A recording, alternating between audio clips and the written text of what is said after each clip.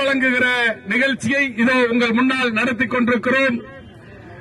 அனைத்து துறைகளிலும் இந்தியை திணிக்க வேறு பொய்களை இந்த அரசாங்கத்தை விரட்ட வேண்டும்.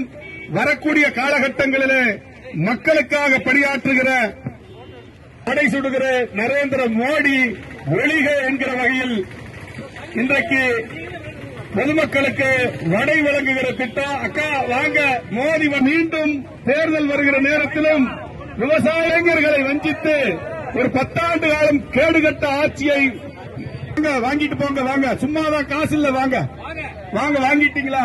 வடை வழங்கி கொண்டிருக்கிறோம். வாயில் இந்த ஆண்டுகள் நிறைவு பெறவிருக்கிறது. வாயில் மட்டுமே வடை சுட்டுக் கொண்டிருக்கிற மோடியை கண்டிக்கிற வகையிலும் வரக்கூடிய என்று சொல்லும் வகையிலும், அக்கா வாங்க, பாப்பா வாங்கம்மா, வடை தமிழ்நாட்டையே திரும்பி பார்க்காத மோடி வடை வாங்க, வாயில் வடை சுடுற மோடி ஞாபகப்படுத்துகிற வகையில